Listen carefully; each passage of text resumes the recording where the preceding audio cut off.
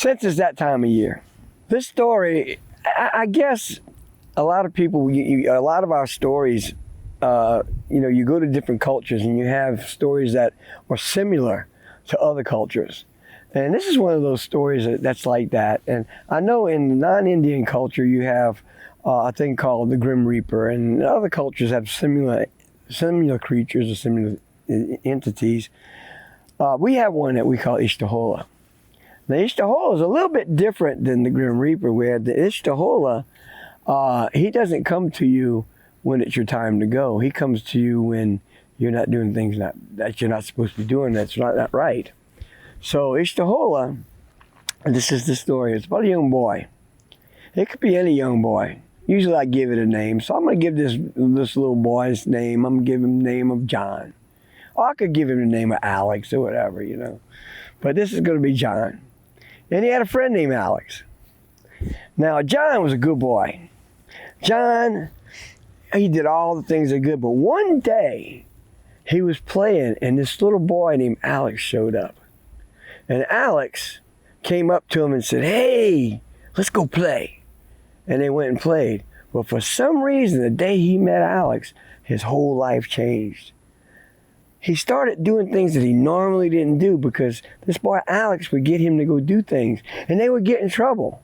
And then when they get in trouble, Alex was nowhere to be found. And this boy was stuck being in trouble. And it went on every day. And his grandma said, "Why are you getting in so much trouble? Is it that boy you hanging around with?" "Well, he's my friend." "Oh, with a friend like that, you don't need friends like that.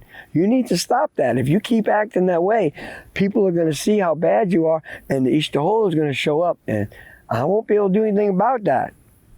He goes, "What's Ishtahola?" "Oh, you don't want to know. But if you keep doing that, you're going to find out who Ishtahola is." So he kept doing it, and that boy kept getting him in trouble, and that boy would never be seen. After they got in trouble, the boy would never be seen. That boy would never get in trouble, but this boy would always get in trouble. His grandma again said, "You need to leave that boy alone because Ishtahola is going to come." He says, "What is an Ishtahola?" Well, Ishtahola will come in many different forms. He'll come as a butterfly, come as a dragonfly, come as a person, come as anything, cat, dog. Many different things, but what makes Ishtahola different is it will never look you in the face. But then when it looks you in the face, you will notice that it has no eyes. It's black, hollow. That's when you know Ishtahola is there. And the boy's eyes opened up. "I don't believe no Ishtahola." And he went on his way. More and more, got in trouble. One day, he's walking down that dirt road in the village. And as he's walking down that dirt road in that village, he looks in the distance and there's a tree. And near that tree is someone leaning up against that tree with a big, dark, black hat. And he sees that hat and he sees that man he'd never seen before. And as he gets closer, the man never looked up. But as he's getting ready to pass that man, the man goes, "Hey!"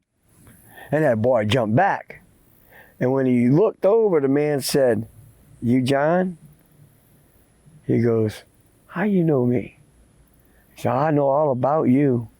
I know that I've been watching you. And you get in a lot of trouble, don't you?"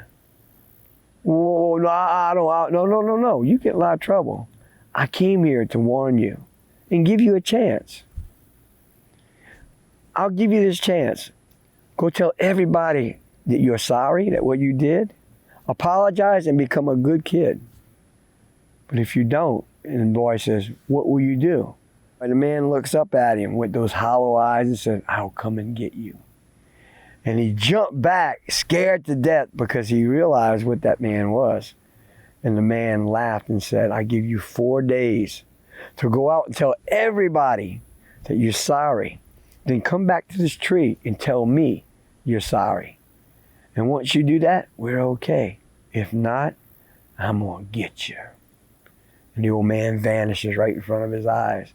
That boy took off running, man. He took off running all the way to his grandma's house. It was right next door to his. Knocked on that door. He was out of breath. He was sweating. He was all bothered. The door opened up. She says, "Why are you so sweaty? Why are you out of breath?"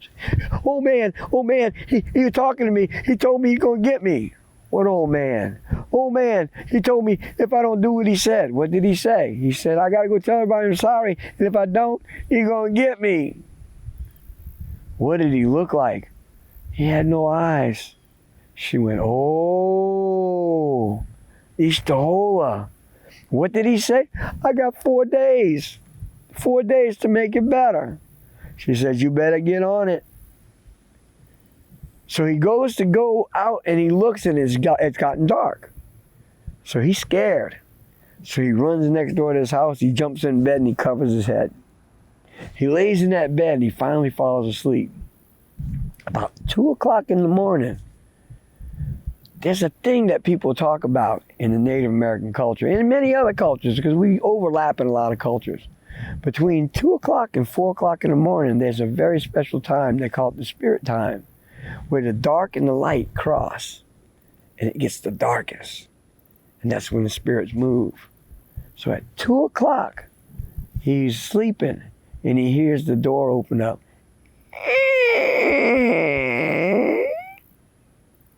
And he keeps his eyes closed and he hears that thumping come across that floor.